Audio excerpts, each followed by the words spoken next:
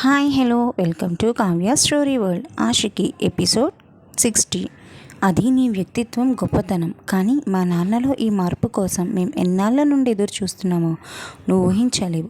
Really I'm very much impressed. Thank you Amani అని అంటూ ఆమని చేతిని ఊపేస్తూ థ్యాంక్స్ చెప్పాడు సంతోష్. హాసిని సంతోష్ని కొరకొరమని చూస్తూ లోపలికి రండి చెప్తాను మీ పని అని సంతోష్కి వేలు చూపించి సైగ చేసి వెళ్ళింది. హాసిని సైగలు చూసిన విష్ణు గారు నవ్వుకొని, నువ్వు కూడా పైకి వెళ్ళు, ఇందాక ఏదో ఫైల్ కావాలన్నావు కదా, వెళ్ళి ఆ ఫైల్ సంగతి చూడనా అని అన్నారు.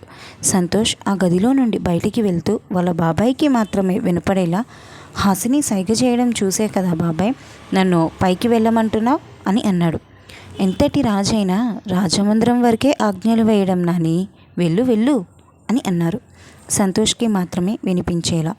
సంతోష్ షేక్ హ్యాండ్ ఇవ్వడంతో మురిసిపోయిన ఆమెని వీళ్ళ మాటలు గమనించకపోగా సంతోష్ హాసినీలు విడిపోయినట్లు ఊహల్లో తేలుతున్న ఆమెని చూసిన విష్ణు గారు, ఈ పెళ్ళేంటి ఉట్టి షేక్ హ్యాండ్కి ఇన్ని మెలికలు తిరిగిపోతూ ఊహాలోకంలో విహరిస్తున్నట్లుంది అని అనుకున్నారు మనసులో. సంతోష్ పైకి వెళ్ళేసరికి హాసిని గోళ్ళు కొరుకుతూ నిలబడి ఉంది. నా గోళ్ళు కూడా ఇవ్వనా అని అన్నాడు సంతోష్ తలుపు వేస్తూ. సంతోష్ తలుపు వేసి వెనక్కి తిరిగేసరికి, ఏంటి ఆమని వల్ల మామయ్య గారికి త్వరగా నయమయ్యిందా? మీకు తెలియదా అది ఎలాంటి మందులు తెచ్చిందో అని అంటూ సంతోష్ కాలర్ పట్టుకొని అడిగింది హాసిని. సంతోష్ కాలర్ విడిపించుకుంటూ, బీ కూల్ హనీ, దాని మీద అనుమానం వచ్చే కదా, నువ్వు కళ్ళు తిరిగి పడిపోయినప్పుడు డాక్టర్ చెక్ చేయడానికి వచ్చినప్పుడు నాన్న కండిషన్ ఏంటో చూడమని డాక్టర్కి అర్థమయ్యేలా చెప్పాను. ఆ డాక్టర్ చెప్పబట్టే కదా మనం ఆ ఆమని తెచ్చినవి డూప్లికేట్ పౌడర్లు అండ్ టాబ్లెట్స్ అని తెలుసుకొని ఒరిజినల్వి తెచ్చి అంజీ చేత మార్పించినది అని సంతోష్ అంటూ ఉండగా, కదా అప్పుడు అంజీ బాబాయ్కి మసాజ్ చేస్తున్న రంగా బాబాయ్కి కదా చెప్పాలి థ్యాంక్స్ అని అంది హాసిని. మనం మందులు మార్చామని దానికి అనుమానం రాకూడదని ఏమీ తెలియనట్టే జస్ట్ థ్యాంక్స్ చెప్పాను అంతే కదా అని అన్నాడు సంతోష్. జస్ట్ థ్యాంక్సా? మీరు మారిపోయారు. ఆ సొట్టపడిన ఇత్తడి చెంబు మొహంది మీకు సైట్ కొడుతోందని, మిమ్మల్ని వలలో వేసుకోవాలి అని అనుకుంటుందని తెలిసినా ఆ అరిగిపోయిన తపాలా డబ్బా మొహం కోసం మీరు ఇలా బిహేవ్ చేస్తున్నందుకు మిమ్మల్ని అనాలి ముందు అని హాసిని ఆవేశంగా తిడుతూ ఆయాసపడుతుంటే హాసిని పెదాలను తన పెదాలతో తాళం వేశాడు సంతోష్. కొంతసేపటికి హాసిని సంతోష్ని విడిపించుకొని, ఈ వేషాలే నా దగ్గర సాగో, వెళ్ళి ఆఫీస్లో వర్క్ చూసుకోండి, నేను మన ఇంట్లో ఫంక్షన్ అయ్యే వరకు రాను అని కిందకి వెళ్ళి చీరలు చూసే పనిలో పడింది హాసిని. సంతోష్ ఒక్కడే ఆఫీస్కి రావడంతో ఈ హాసిని ఏమైపోయింది, దానికి స్పాట్ పెడదామంటే అది ఆఫీస్కే సరిగ్గా రావట్లేదు అని ఆమెని మనసులో అనుకుంటూ, ఐడియా ఇదే కరెక్ట్, ఒక 4 రోజులు లేట్ అయినా అందరూ ఆనందంగా ఉన్న సమయంలో దీపికని లేపేసినట్టే ఈ హాసినిని కూడా లేపేయాలి అని మనసులో అనుకుంది ఆమెని. వర్క్ చేసుకుంటున్న సుప్రియ ఫోన్ రింగ్ అయితే లిఫ్ట్ చేసింది. కీర్తి ఆనందంతో, ఎంగేజ్మెంట్ అయిపోయింది, ముహూర్తాలు స్వప్నహర్ని పెళ్ళిళ్ళు అయ్యాక పెడతారు అని చెప్పింది. వావ్, ఎంత మంచి న్యూస్ చెప్పావు, కంగ్రాట్స్ అని అంది Supriya. Okay bye, I mean celebration mood అని ఫోన్ పెట్టేసిన కీర్తినే చూస్తూ ఉన్న కిషోర్ని చూసి, ఎందుకు అలా చూస్తున్నావు అని అడిగింది. చిన్నపిల్లలా కనపడుతున్నావు నువ్వు అని అన్నాడు కిషోర్ కీర్తి కళ్ళలోకి చూస్తూ. కీర్తి పెదాలపై చెదరని చిరునవ్వునే చూస్తున్న కిషోర్ని గమనించి, ఏం చూస్తున్నావు అని అడిగింది కీర్తి. నీకు అర్థమైంది కదా అని అన్నాడు కిషోర్. మనం రెస్టారెంట్లో ఉన్నాం అని అంది కీర్తి. అందుకేగా కామ్గా ఉన్నాను అని అన్నాడు కిషోర్. యు నాటీ అని అంటూ తల పక్కకి తిప్పేసరికి, హే ఆది కూడా వచ్చాడు. కిషోర్ తనకు కూడా ఈ గుడ్ న్యూస్ చెప్దాం అని అంది కీర్తి. తనతో ఉన్న అమ్మాయి మొన్న మనం చూసిన అమ్మాయే కదా అని అన్నాడు కిషోర్. అవును నిజమే, ఈ ఆది కూడా త్వరలో పప్పన్నం పెట్టేలా ఉన్నాడు కిషోర్ అని, హాయ్ ఆది అని పిలిచింది కీర్తి. హాయ్ కీర్తి అని వెళ్ళారు ఆది సిరి. హాయ్ కీర్తి, ఏంటి మంచి జోష్ మీద ఉన్నావు అని అడిగాడు ఆదిత్య. ఎస్, చాలా చాలా అంటే చాలా చాలా, మా పెళ్ళికి ఇంట్లో ఒప్పుకున్నారు, అది జస్ట్ ముహూర్తం పెట్టాలి అంతే, మిగతా మాటలన్నీ అయిపోయాయి అని అంది కీర్తి. వావ్, కంగ్రాట్స్ అని ఆది సిరి ఒకేసారి అన్నారు. ఇంతలో సిరి ఆదితో, ఆది ఒకసారి అటు చూడు మా హాస్టల్ వార్డెన్ చూసిందంటే అంతే సంగతి. నేను ఇప్పుడే వచ్చేస్తా, యూ క్యారీ ఆన్ గైస్, కీర్తి ఏమనుకోకు అని అంది సిరి. ఓకే, త్వరగా రా బుజ్జి అని అన్నాడు ఆదిత్య.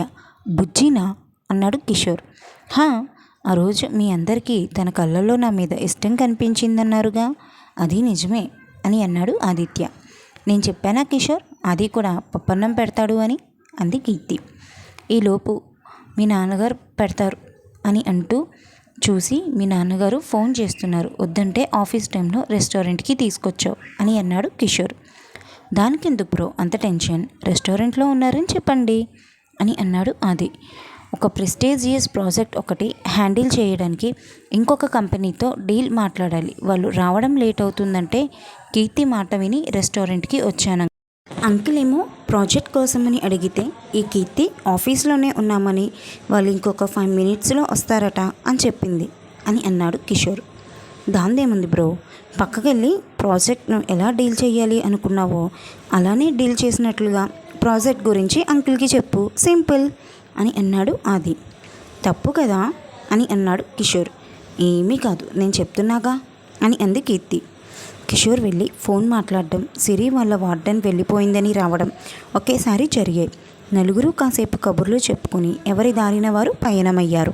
కీర్తి చెప్పిన న్యూస్ యశ్వంత్కి చెప్పడానికి వెళ్ళి యశ్వంత్ యామినీతో షూటింగ్లో ఉంటే ఆ యామినీని చూసి చిరాకు వచ్చి, దీన్ని ఎక్కువసేపు చూస్తే నా మూడ్ స్పాయిల్ అవుతుంది అని యశ్వంత్ దగ్గరికి వెళ్ళి తనకి మాత్రమే వినిపించేలా, యష్ షూట్ అయిపోయాక నా క్యాబిన్కి రా అని తనకి మాత్రమే వినిపించేలా చెప్పి వెళ్ళిపోయింది సుప్రియ. యశ్వంత్ త్వరగా షూట్ ఫినిష్ చేసుకుని, చెప్పు ఏంటి విషయం, ఇంత ఆనందంగా ఉన్నావు అని అడిగాడు. కీర్తికి కిషోర్కి పెళ్ళి కుదిరిందట, కీర్తి ఫోన్ చేసింది అని చెప్పింది సుప్రియ. అవునా, మరి శుభ సందర్భంలో నాకేమీ లేదా అని అడిగాడు యష్. కళ్ళు మూసుకో ఇస్తాను అని అంది సుప్రియ. యష్ ఆనందంతో కళ్ళు మూసుకోగానే సుప్రియ తను కూర్చున్న చైర్లో నుండి లేచి యశ్వంత్ పక్కకి వచ్చి యశ్వంత్ చెంప మీద చిన్నగా కొట్టి, ఇది సరిపోతుందా అని అడిగింది నవ్వుతూ. యశ్వంత్, రాక్షసి నిన్ను అని తను కూర్చున్న కుర్చీలో నుండి లేచేసరికి సుప్రియ యశ్వంత్కి అందకుండా వెళ్ళిపోతుంటే యశ్వంత్ సుప్రియను వెనుక నుండి హత్తుకుని ఉండిపోయాడు కదలకుండా. ఎంతసేపైనా యశ్వంత్ వదలకపోతుంటే తనకే వినిపిస్తున్న తన గుండె చప్పుడికి అదిరిపడుతూ, యష్ వదులు అని అంది సిగ్గులోలికే స్వరంతో. సారీ చెప్తే వదిలేస్తాను అన్నాడు యశ్వంత్. సారీ అని అంది మాటలు పెగుల్చుకుని. యశ్వంత్ సుప్రియని వదిలేయడంతో సుప్రియ ముందుకు తిరిగి, నువ్వు ముందు ఇక్కడి నుండి వెళ్ళిపో అని యష్ని తన క్యాబిన్ నుండి తోసేసి గుండెల మీద చెయ్యి వేసుకుని మాయలోడు అని నవ్వుకుంది. యశ్వంత్ కూడా నవ్వుకుని వర్క్లో మునిగిపోయాడు. రోజులు నిమిషాల్లా అయిపోయాయి. తెల్లవారితే స్వప్న ఎంగేజ్మెంట్ రోజు. హరిణికి ఒక విషయం చెప్పి, చిద్విలాస్ని ఈరోజు నువ్వే చూసుకోవాలి, తను అన్నం తినగానే నీ దగ్గరే పడుకోపెట్టేస్తాను అని అంది హాసిని. హరిణి నవ్వుతూ, సరే నాకు చాలా హ్యాపీగా ఉంది హాసిని నీ నిర్ణయానికి అని హరిణి హాసినిని హత్తుకుంటూ అంది. సంతోష్ వర్క్ కంప్లీట్ చేసుకుని రూమ్లోకి వెళ్ళేసరికి చిద్విలాస్ని లేదని రూమ్లో కాసేపు అటు ఇటు తిరిగి హాసినితో వస్తుందేమో అని అనుకుంటూ ఉండగా హాసిని వయ్యారంగా నడుచుకుంటూ వచ్చి తలుపు వేయడంతో, ఇదేంటి హాసినితో చిన్నీ లేదు, నడకలో మార్పు వచ్చింది, ఏమై ఉంటుంది అని ఆలోచిస్తున్న సంతోష్ దగ్గరికి వచ్చి పాలు ఇచ్చి వయ్యారంగా కూర్చుంటూ తన జడను ముందుకు వేసుకుంది. సంతోష్ ఆశ్చర్యంగా హాసినిని చూస్తూ పాలు తీసుకుని తాగుతూ, ఏంటి విషయం అని కళ్ళెగరేశాడు. హాసిని సంతోష్ భుజం చుట్టూ తన చేతిని చుట్టేసి, నాకు మీతో లాంగ్ డ్రైవ్కి వెళ్ళాలని ఉంది అని అడిగింది. నువ్వేనా ఇలా మాట్లాడేది అని అడిగాడు సంతోష్.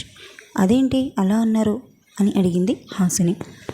అయితే ఆఫీస్ వర్క్, లేదంటే ఇంట్లో పనులు, ఒకవేళ ఇవేమీ కాకపోతే ఆమని యామిని గురించి తప్ప నీకోసం తప్పించే ఈ ప్రేమికుడికి ఓ ముద్దు ఇచ్చి సంతోషపెడదామని అనుకున్నావా అని అడిగాడు సంతోష్. రోజు పెడుతున్నారుగా ముద్దు అని అంది హాసిని. నేననేది అదే, ఎప్పుడు నేనే నీకు ముద్దిస్తున్నా, ఒక్కసారైనా నువ్వు ముద్దు ఇవ్వచ్చుగా హనీ, నువ్వు మొదటిసారి షూటింగ్లో పెట్టావు చూడు, అది నేను ఎప్పటికీ మర్చిపోలేని ఓ మధుర జ్ఞాపకం అని అన్నాడు సంతోష్. హాసిని చిన్నగా నవ్వి, మీ మధుర జ్ఞాపకాలను తలుచుకుని మురిసిపోయిన చాలు, కానీ నన్ను ఇప్పుడు లాంగ్ డ్రైవ్కి తీసుకెళ్తారా లేదా అని అడిగింది హాసిని. టైం చూసావా, అర్ధరాత్రి 11:30 అయ్యింది. ఈ టైంలో క్లైమేట్లో నీతో బయటికి వస్తే నేను కంట్రోల్ తప్పాల్సి వస్తుంది, ముందే చెప్తున్నా అని అన్నాడు సంతోష్. మిమ్మల్ని నేను కంట్రోల్లో ఉంచుతాలే, కానీ నన్ను తీసుకెళ్ళండి అని అంది హాసిని. గట్టిగానే ఫిక్స్ అయినట్టున్నావు, అందుకే చిన్నీని తీసుకొచ్చుండవు. ఇంతకీ ఎక్కడికి వెళ్దాం అని అడిగాడు సంతోష్ హాసినిని. చెప్తా, కానీ ముందు పదండి అని ఇద్దరు గేట్ దాటారు. ఇప్పుడు చెప్పు, నీకు ఎక్కడికి వెళ్ళాలని ఉంది అని అడిగాడు సంతోష్ హాసినిని. నాకు మా ఇంటిని ఒకసారి చూడాలనుంది అని చెప్పింది హాసిని. మీ ఇంటికా, ఈ టైంలోనా అని. సరే అయితే అని హాసిని వాళ్ళ ఇంటికి పోనిస్తూ సడన్గా ఇల్లు గుర్తొచ్చిందేంటి శ్రీమతి గారికి? అయినా మీరు ఆ ఇల్లు వదిలేసి చాలా రోజులైపోయింది కాబట్టి ఆ చీకటికి లోపల పట్టిన బూజులకి నువ్వు భయపడి నన్ను పట్టుకుంటే మాత్రం నిన్ను వదలను, ముందే చెప్తున్నా అని కారు ఆపాడు సంతోష్. అందుకే శ్రీవారు, మనం లోపలికి వెళ్లకుండా టెర్రస్ మీదకి వెళ్తున్నాం అని అంది హాసిని డోర్ తీస్తూ. టెర్రస్ మీదకా? ఇంత అర్ధరాత్రి పూట టెర్రస్ మీదకి వెళ్ళి ఏం చేస్తాం హనీ? ఎందుకు ఇంత భయంకరమైన ఆలోచన వచ్చింది నీకు అని అన్నాడు సంతోష్ కారు దిగుతూ. అంటే మీరు పెళ్ళికి ముందు టెర్రస్ మీదకి నన్ను ఎత్తుకుని వెళ్ళారు కదా, అది గుర్తొచ్చింది నాకు ఇవాళ అని అంది హాసిని సిగ్గుపడుతూ. అయితే ఇప్పుడు కూడా ఎత్తుకుని వెళ్ళనా అని అన్నాడు కుంటెగా. మీకు అంత శ్రమ వద్దు, కానీ మీకు ఒక సర్ప్రైజ్ ప్లాన్ చేశాను, మీరు కళ్ళు మూసుకోండి అని హాసిని సంతోష్ కళ్ళు మూసి టెర్రస్ మీదకి తీసుకుని వెళ్ళి టెర్రస్ మీదకి వెళ్ళాక కళ్ళు తెరిచింది. ఎదురుగా కనిపించినది చూసి సంతోష్ ఆశ్చర్యపోయాడు. ఆశ్చర్యంతో నిలబడిపోయిన సంతోష్ మోమును తన దోసిళ్లలోకి తీసుకుని, నా కోసం పుట్టిన ఈ బంగారానికి నీ బంగారం ఇస్తున్న పుట్టినరోజు కానుక అని సంతోష్ పెదాలను అందుకుని తన అదరామృతాన్ని సంతోష్కి అందించింది. కొంతసేపటికి సంతోష్ మోముని వదిలి సిగ్గుపడుతూ కనురెప్పలు వాల్చేసి, ఇలాంటి మధుర జ్ఞాపకాలను నీ పుట్టినరోజు కానుకగా ఇవ్వాలని కొట్లు విప్పగానే పంతులు గారికి ఫోన్ చేయొద్దు అన్నాను సంతోష్ అని అంది హాసిని. సంతోష్ ఆనందంతో ఉక్కిరిబిక్కిరి అవుతూ ఆ ఆనందాన్ని అంతా హాసిని మోముపై ముద్దులు పెడుతూ చూపించాడు. కలలో ఉంది బంగారం, నిజంగా నువ్వు వాళ్ళ పెళ్ళిళ్ళు అయ్యే వరకు మనకు కూడా ఫస్ట్ నైట్ వద్దు అనేసరికి మూడ్ ఆఫ్లోకి వెళ్ళిపోయా. ఇక పుట్టినరోజైతే 5 సంవత్సరాల కిందట జరుపుకునేవాడిని, మర్చిపోయాను కూడా ఈరోజు పుట్టినరోజని భావోద్వేగంగా అన్నాడు సంతోష్. ఈ డెకరేషన్, కేక్ అంతా ఇప్పుడు అరేంజ్ చేసావు బంగారం అని అడిగాడు సంతోష్. మధ్యాహ్నం ముందు కేక్ కట్ చేయండి అని అంది హాసిని. సంతోష్ కేక్ కట్ చేసి హాసిని నోట్లో పెట్టి అది తను అందుకున్నాడు. హాసిని సిగ్గుపడుతూ సంతోష్ని తోసేసి లేడీ పిల్లల కిందకు పరుగు అందుకుని తలుపు తాళం తీసి లోపలికి వెళ్ళింది. సంతోష్ హాసిని వెనకే వచ్చి లోపలికి వెళ్ళి తలుపుకి గడియ పెట్టి హాసినిని కొంటెగా చూస్తూ తనని ఎత్తుకుని మల్లెలతో అలంకరించిన మంచంపై వాలిపోయాడు. 5 అడుగుల ఆలోచనలు, 3 మూర్ల మధుర జ్ఞాపకాలు, తనువుల ఇరుకులలో నలుగుతున్న చిలిపి కోరికలు, మనసు మురిసే మధురానుభూతులు. ఉదయం మెలకువ వచ్చిన సంతోష్ హాసిని నుదుటిపై ముద్దు పెట్టి తన తల కింద చెయ్యి పెట్టుకుని గాఢ నిద్రలో ఉన్న అమాయకమైన హాసిని మోముని చూస్తూ ఉండిపోయాడు. హాసినికి మెలకువ వచ్చి కళ్ళు తెరిచి చూసేసరికి తననే రెప్పార్పకుండా చూస్తూ ఉన్న సంతోష్ని చూసి సిగ్గుపడుతూ, ఎందుకు అలా చూస్తున్నావు సంతోష్ అని అడిగింది హాసిని సంతోష్ని. ఈ జాబిలమ్మని ఎంతసేపు చూసినా తనివి తీరట్లేదు మరి అని అంటూనే ఇంకొకసారి హాసినిని అల్లుకున్నాడు సంతోష్. హాసిని సంతోష్ ఇద్దరు గుడికి బయలుదేరారు. నువ్విచ్చిన ఈ బర్త్డే గిఫ్ట్ని అస్సలు మర్చిపోలేను బంగారం, కానీ నాకు ఒక డౌట్ అని అన్నాడు సంతోష్. ఏంటండి ఆ డౌట్ అని అడిగింది హాసిని. ఎందుకు మీ ఇంటినే సెలెక్ట్ చేసుకున్నావు అని అడిగాడు సంతోష్. అంటే మన ఇంట్లో కూడా అరేంజ్ చేయొచ్చు కదా, ఏదైనా స్పెషల్ రీజనా అని అడిగాడు సంతోష్. హాసిని డ్రైవ్ చేస్తున్న సంతోష్ భుజంపై తలను వాల్చి, మన ఏకాంతత కోసం ఎవరు వచ్చి కాఫీ అని అంటూ పొద్దున్నే డిస్టర్బ్ చేయకుండా ఉండటం కోసం అని చెప్పింది హాసిని. సంతోష్ చిన్నగా నవ్వేసరికి, నవ్వకు సంతోష్, డొక్కలో పొడుస్తాను నవ్వావంటే, నాకు ఆ ఆమనిని చూస్తుంటేనే ఒళ్ళు మండిపోతోంది అని అంది హాసిని. చల్లబరచడానికి నేనున్నాను కదా హనీ అని అన్నాడు సంతోష్. చూస్తున్నానుగా తమరి వేషాలు. ఓ చేతులూపుతూ మరీ థ్యాంక్స్ చెప్పావు కదా అని అంది హాసిని సంతోష్ భుజం చుట్టూ ఉన్న చేతులను వదిలి. గుడి వచ్చిందని సంతోష్ కార్ని ఆపి తన గురించి పూర్తిగా తెలుసుకోవాలంటే తన ఏంటో మనకి తెలియనట్లే ఉంటూ తనకి లొంగినట్లుగా తనకి అనిపించేటట్లు ప్రవర్తించాలి అని తప్పదు అని అన్నాడు సంతోష్. ఈ ఒక్క మాట చెప్పి నేను నోరు మూయించేస్తున్నావు సంతోష్ నువ్వు అని అంటూ కారు దిగింది హాసిని. సంతోష్ చిన్నగా నవ్వుకుని కార్ని పక్కకి పార్క్ చేసి హాసినితో పాటు గుడిలోకి వెళ్ళి దండం పెట్టుకున్నాడు.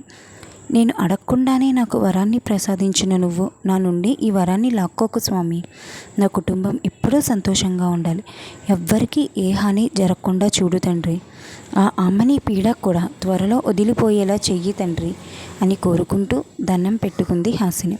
సంతోష్ కళ్ళు మూసుకుని దండం పెట్టుకుంటూ ఉన్న హాసినిని చూసి, నీ మనసులో నువ్వు ఏం కోరుకుంటున్నావో నేను గ్రహించగలను హాసిని. అలాగే జరగాలని నేను కోరుకుంటున్నా.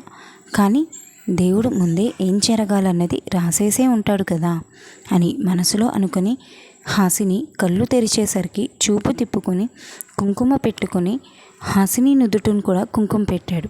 వెళ్దామా అని అంది హాసిని. సరే పద అని ఇద్దరు ఇంటికి పయనమయ్యారు. ఆమెని సార్ కాఫీ అని అరుస్తూ తలుపు కొడుతుండగా హాసిని ఆమెని వెనుక నిలబడి తన భుజం మీద చెయ్యి వేసి, ఎక్కువగా స్ట్రెయిన్ అవ్వకామని, అదే అంత కష్టపడి తలుపు కొట్టి అరుస్తూ, ఎందుకు పాపం శ్రమ నీకు, ఇటివ్వు అని అంటూ కాఫీ కప్పులు తీసుకుంది హాసిని. ఉదయాన్నే రెడీ అయిన హాసినిని చూసి, అక్క మీరు బయటికి వెళ్ళారా, ఇంత పొద్దున్నే రెడీ అయిపోయావు, పైగా రూమ్లో నుండి కాకుండా బయట నుండి వచ్చావు అని అడిగింది ఆమెని. అవునమ్మని మేము గుడికి వెళ్ళాం అని అంది హాసిని. గుడికా అక్క, ఎందుకు అని అడిగింది ఆమెని. క్రికెట్ ప్రాక్టీస్ చేద్దామని అంది ఆమెనితో. క్రికెట్టా అని నోరు తెరిచింది ఆమెని. అవును, ఒలింపిక్స్లో క్రికెట్ని కూడా చేర్చారంట. పార్టిసిపేట్ చేసి ఇండియాకి మెడల్ తీసుకొద్దామని ప్రాక్టీస్ చేయడానికి వెళ్ళాం అని అంది హాసిని. కింద నుండి హాసిని మాటలు వింటున్న సంతోష్ లోపలే నవ్వుకుంటూ, ఈ ఆమెని ఎందుకు వచ్చింది అనేది తెలియదు కానీ దానికి ఎక్స్పైరీ డేట్ వచ్చి నా హాసిని చేతికి చిక్కినట్టుంది అని అనుకున్నాడు మనసులో. నువ్వేమంటున్నావో నాకు అర్థం కావట్లేదక్క అని అంది ఆమెని. అరే స్వచ్ఛమైన తెలుగులో చెబుతుంటే అర్థం కాలేదంటావేంటి, అయినా ఇలా మాట్లాడుతూ ఉంటే కాఫీ చల్లారిపోతుంది అని కాఫీ తీసుకుని సంతోష్ పక్కన కూర్చుంటూ సంతోష్కి ఒకటి ఇచ్చి తను ఒకటి తీసుకుంది. సంతోష్ ఒక సిప్ వేయగానే వేగంగా సింక్ దగ్గరికి వెళ్ళి కాఫీని వంపేసి హాసిని దగ్గరికి వచ్చి తన వేగాన్ని ఆశ్చర్యంగా చూసిన హాసిని చేతిలో కప్ కూడా తీసుకుని సింక్లో వంపేశాడు. హాసిని కూడా సంతోష్ వెనక్కి వెళ్ళి, ఏమైందండి, కాఫీ బాలేదా ఏంటి అని అడిగింది. అది కాఫీ కాదు అని, కాఫీ రంగులో ఉన్న కషాయం. రోజు ఏదో ఒక వంకతో అది ఇచ్చిన కాఫీని తాగకపోవడం వల్ల తెలియలేదు, కానీ తెలుసుంటే బుద్ధున్న వాడెవ్వడూ మళ్ళీ తాగాలనుకోడు అని హాసిని గడ్డం పట్టుకుని, బంగారం నీ చేతితో ఒక మంచి కాఫీ ఇవ్వవా అని అన్నాడు సంతోష్. సరే మీరు వెళ్ళండి, నేను తీసుకొస్తాను అని అంది హాసిని. ప్రభగారు వాళ్ళంతా కూడా కిందకి రావడం గమనించిన హాసిని అందరికీ కాఫీలు కలుపుకొని తీసుకొచ్చింది. ప్రభగారు కుంకుమ బొట్టు పెట్టుకున్న సంతోష్ని గమనించి, గుడికి వెళ్ళావా నాన్న అని అడిగారు. అవునమ్మా, నేను హాసిని వెళ్ళాం అని చెప్పాడు సంతోష్. కాఫీ తీసుకుందట్టయ్యా అని అంటూ హాసిని అందరికీ కాఫీ ఇచ్చేశాక ప్రభగారు హాసిని నుదుటిన ముద్దు పెట్టి, 5 సంవత్సరాల క్రితం సంతోష్ని మాకు తిరిగి ఇచ్చిన నీ రుణం నేను తీర్చుకోలేను తల్లి. స్వప్న కీర్తిలకు కూడా మంచి సంబంధాలు వచ్చాయి. ఇక నాకంటూ మిగిలినది ఒకే ఒక్క కోరిక, నా పెద్ద కొడుకుని నువ్వు ఎప్పుడెప్పుడు ఇస్తావా అని ఆశగా ఎదురు చూస్తూ ఉన్నాను అని అన్నారు ప్రభగారు. అది కూడా త్వరలోనే తీరిపోతుందిలే ఆంటీ అని నవ్వుతూ వచ్చిన హరిని హ్యాపీ బర్త్డే అన్నయ్య అని సంతోష్ని విష్ చేసింది.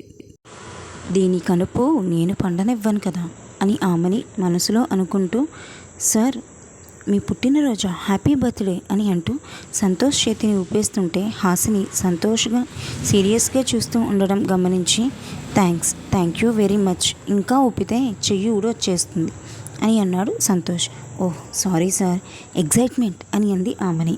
నీ ఎగ్జైట్మెంట్ రాబందులు ఎత్తుకెళ్ళా, నీ ఎగ్జైట్మెంట్కి నాకు తప్పేలా లేదు పనిష్మెంట్ అని అనుకున్నాడు సంతోష్ మనసులో. విష్ణు పద్మ అంతా సంతోష్ని విష్ చేశారు. సంతోష్ చిన్నగా నవ్వాడు. విష్ణు గారు హాసినితో, పెళ్లి కూతురు ఇంకా లేవలేనట్టుంది హాసిని, లేపమ్మా ఆ బద్ధకాల ప్రపంచపు యువరాణిని అని అన్నారు. బాబాయ్ నేను లేచి చాలాసేపు అయింది, ఇంకొకసారి బద్ధకాల రాణి అన్నావంటే ఊరుకొని చెప్తున్నాను అని అంటూ వచ్చింది స్వప్న. లేస్తే మరి ఇంతసేపు ఎక్కడున్నావు అని అడిగారు ప్రభగారు. ఇంకెక్కడ ఉంటుంది, వాళ్ళ ఆయనతో ముచ్చట్లు ఆడుతూ ఉండుంటుంది అని అన్నారు లక్ష్మి. పిన్ని నువ్వు నా పార్టీ కదా అని అంది స్వప్న. మా అమ్మ ఏ పార్టీనో తర్వాత డిసైడ్ అవ్వచ్చులే, కానీ ముందు వదిన అరేంజ్ చేసిన సర్ప్రైజ్ పార్టీని ఎంజాయ్ చేద్దాం అని అంది కీర్తి. మళ్ళీ సర్ప్రైజా అని హాసినికి మాత్రమే వినిపించేలా అన్నాడు సంతోష్. అవును అన్నట్లు తల ఊపింది హాసిని. ఏంటో సర్ప్రైజ్ అని అన్నాడు సంతోష్. చెప్పడం ఎందుకు, చూపిస్తాం అని స్వప్న కీర్తి కళ్ళు మూసి సంతోష్ని లాన్లోకి తీసుకెళ్లారు. ఏం సర్ప్రైజ్ అయి ఉంటుంది అని ఆమెని కూడా ఆతృతగా లాన్లోకి వెళ్ళింది అందరితో పాటు. సంతోష్ కళ్ళు తెరిచి ఎదురుగా వీల్ చైర్లో నీట్గా షేవ్ చేసి డ్రెస్అప్ చేసి ఉన్న వాళ్ళ నాన్నని చూడగానే సంతోష్ ప్రమేయం లేకుండానే తన కళ్ళల్లో నుండి ఆనంద బాష్పాలు జాలువారాయి. మావయ్య బాగున్నాడు కదా బావా, అత్తనే రెడీ చేసింది అని చెప్పింది. రావుగారు పక్కనే వీల్ చైర్ పట్టుకుని నిలబడిన సుప్రియ. సంతోష్ వాళ్ళ అమ్మ వైపు చూశాడు. నీ ఫోన్లో ఉన్న నాన్న పాత ఫోటో పంపి నాన్నని ఇలా రెడీ చేసి నీకు సర్ప్రైజ్ ఇవ్వాలనే ఆలోచన హాసిని తేరా అని అన్నారు ప్రభా. అవునా అన్నట్లుగా కళ్ళతోనే అడిగాడు సంతోష్. అవునండి, మావయ్య గారిలో చలనం మొదలవ్వడమే కాదు, మీరు ప్రాజెక్ట్స్ బిజీలో గమనించలేదు, కానీ ఈ మధ్య 3-4 రోజుల నుండి ఇంట్లోనే ఉంటున్నానుగా. మావయ్య గారిలో మన మాటలకు స్పందన కూడా మొదలయ్యింది. అందుకే ఇలా మనతో పాటుగా మనలో ఒకరుగా ఉంటే ఇంకాస్త త్వరగా కోలుకుంటారని అనిపించింది. అది మీ పుట్టినరోజు నాడు స్వప్న నిశ్చితార్థపు రోజు అయితే మీకు సర్ప్రైజ్ ఇచ్చినట్టు అవుతుందని, స్వప్న నిశ్చితార్థపు వేడుక మావయ్య కూడా చూడగలుగుతారు కదా అని, అత్తయ్య కూడా హ్యాపీ ఫీల్ అవుతారని అనిపించింది నాకు, అందుకే ఇదంతా అని అంది హాసిని. చాలా చాలా థ్యాంక్స్ బంగారం అని హాసినిని గట్టిగా హత్తుకుని నుదుటిన ముద్దు పెట్టాడు సంతోష్. అన్నయ్య మేమిక్కడే ఉన్నాం రా అని అంది స్వప్న. ఇదేంటి, ఈ ముసలాడికి నేను నకిలీ మాత్రలు తీసుకొచ్చాను కదా. మన పండుగాడు ఈ పౌడర్ గుళికలు ఇచ్చేటప్పుడు ఆయుర్వేదానికి ముందు తగ్గినట్లే తగ్గి ఎక్కువ అవుతుంది అన్నాడు కదా, అదే నిజమై ఉంటుందిలే అని అనుకుంది ఆమెని మనసులో. స్వప్న ఆట పట్టిస్తున్నా కూడా సంతోష్ హాసినిని వదలకపోయేసరికి, వదలండి అందరూ ఉన్నారు అని అంది హాసిని. సంతోష్ హాసినిని వదిలి, ప్రణవ్ ఇందాక ఫోన్ చేశాడు, వాళ్ళు 11:30 కల్లా వచ్చేస్తారంట, ఆదిత్య యశ్వంత్ కిషోర్ వాళ్ళు స్టార్ట్ అవుతున్నారు అని చెప్పాడు సంతోష్. అయితే మనమే లేట్, త్వరగా రెడీ అవ్వండి అమ్మడ్లు అని అన్నారు లక్ష్మి. స్వప్న వాళ్ళంతా ఎంగేజ్మెంట్కి రెడీ అవుతూ ఉండగా కీర్తి లెహంగా వేసుకుంటే, కనీసం ఇప్పుడైనా చీరను కట్టుకోవచ్చు కదే అని అంది స్వప్న. కిషోర్కే లేని బాధ నీకెందుకే అని అంది కీర్తి. నీ ఇష్టం, దానికి అనిపించింది అది చెప్పింది అని అంది సుప్రియ చీర కుచ్చిళ్ళు సరిచేసుకుంటూ. స్వప్నని రెడీ చేస్తున్న హరిని సుప్రియని చూసి, వావ్ సుప్రియ బాగున్నావు, చీరలో ఎస్ కోసమేనా ఇదంతా, ఇంత అందంగా రెడీ అయ్యావు.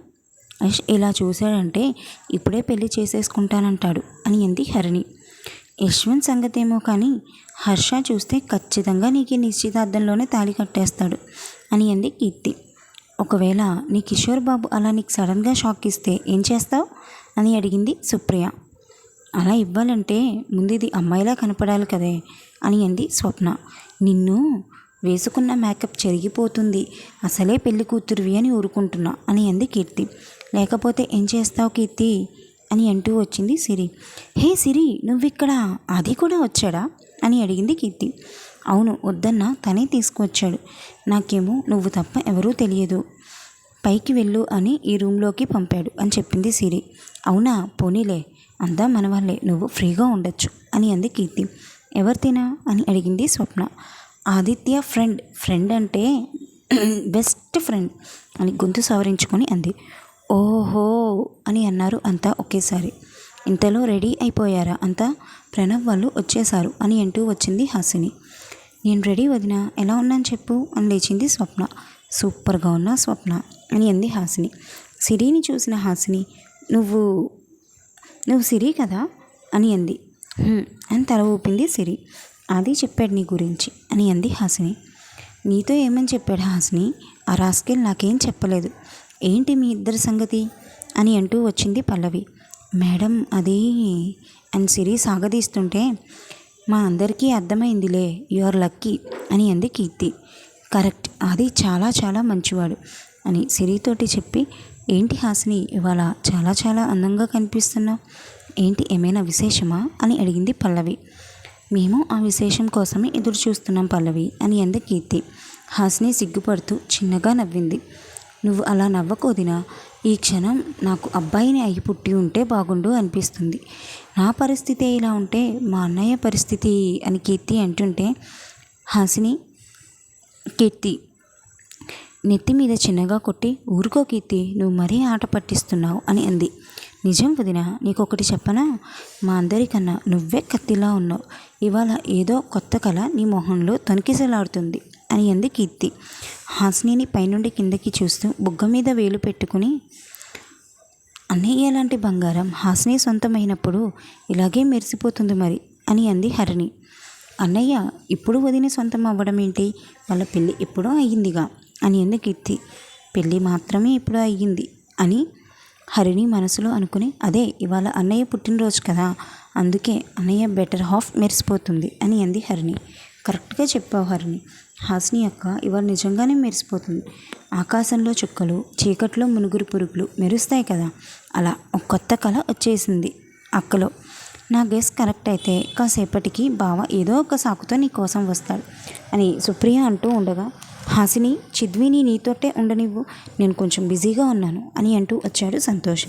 అందరూ ఒకేసారి నవ్వడంతో సంతోష్కి ఏమీ అర్థం కాలేదు. హాసిని చిద్విని తీసుకోగానే సంతోష్ వెళ్ళిపోయాడు. నవ్వుతూ ఉన్న స్వప్న వాళ్ళని చూసి, ఇంకా ఆపండి స్వప్న, మీ అన్నయ్య నిజంగానే నా కోసం రాలేదు అని అంది. నమ్మేశాంలే అని అన్నారు అంతా నవ్వుతూ ఒకేసారి. కిందకి వినిపించిన వాళ్ళ నవ్వులను విని, హారిపోయే దీపానికి వెలుగెక్కువంటే ఇదేనేమో అని ఆమెని మనసులో అనుకుంది. స్వప్నను కిందకు తీసుకుని వచ్చారు. నిశ్చితార్థం వేడుక మొదలయ్యింది. స్వప్న పక్కనే నిలబడి నిశ్చితార్థపు తంతుని బాగా ఎంజాయ్ చేస్తూ ఉన్నారు కీర్తి, సుప్రియ. హరిణి, ప్రణవ్, స్వప్న ఇరువురు ఒకరి కళ్ళల్లో ఒకరు చూసుకుంటూ రింగ్ని తొడిగారు. నిశ్చితార్థం సుముహూర్తం అయిపోకముందే వాచ్ చూపించి సంతోష్ ఆదిత్యకి సైగ చేయడంతో స్వప్నను ఆట పట్టిస్తున్న కీర్తి మెడలో తాళి కట్టాడు ఆదిత్య. తన మెడలో ఒక్కసారిగా పడిన తాళిని చూసి షాక్ అయిపోయింది కీర్తి. అందరూ ఒక్కసారిగా కరెంట్ షాక్ కొట్టినట్లు బిగుసుకుపోయారు. సంతోష్, విష్ణు గారు ఒకరిని ఒకరు చూసుకొని కళ్ళతోనే ఆనందాన్ని పంచుకున్నారు. వెనక్కి తిరిగి, ఆది నువ్వేం చేసావో నీకు తెలుసా, సిరి ఉన్నది నీ పక్కనే అని కీర్తి అంటుండగా కిషోర్ ఆదిత్య కాలర్ పట్టుకుని, ఆది నువ్వేం చేసావో నీకైనా అర్థమయ్యిందా, పెళ్ళి అంటే బొమ్మలాట అనుకున్నావా నువ్వు అని అరిచాడు కిషోర్. అది నీకేమైంది, అది నీకు తెలుసు కదా కిషోర్ అన్నయ్యకి కీర్తికి పెళ్ళి కుదిరిందని, అసలు నువ్వు ఇలా చేయడం ఏంటా అది అని అంది హాసిని. నీకు కీర్తిని పెళ్లి చేసుకోవాలి అనే ఉద్దేశమే ఉంటే నా ప్రపోజల్ని వెంటనే ఎందుకు యాక్సెప్ట్ చేసి నా ఆశలతో ఆటలాడుకున్నావు అది అని ఏడుస్తూ అడిగింది సిరి.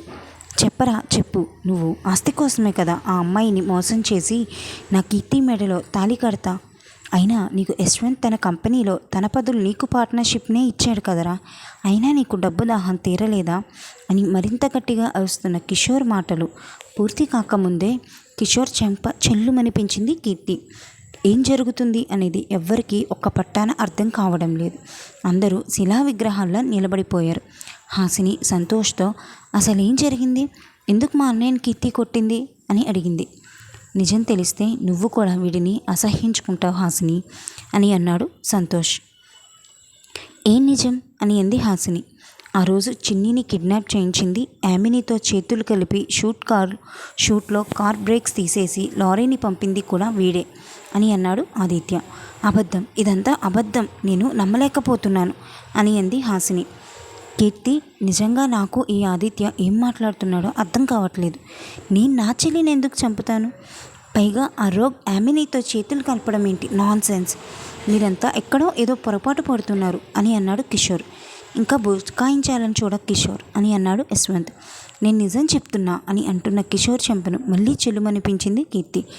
కీర్తి, నువ్వు కూడా నన్ను నమ్మట్లేదా అని కిషోర్ మాటలు పూర్తయ్యేలోపు తన మొబైల్ ఓపెన్ చేసి ఒక వీడియోను చూపించింది కీర్తి. ఈరోజు ఇచ్చిన ట్విస్ట్ ఎలా అనిపించింది కామెంట్ చేయండి ఫ్రెండ్స్. అలాగే మళ్ళీ ఇంకొక 2 లేదా 3 రోజుల గ్యాప్లో ఇంకొక ఎపిసోడ్ పెడతాను. మీకు ఈ ఎపిసోడ్ కనుక నచ్చినట్లయితే please like, share and subscribe my channel.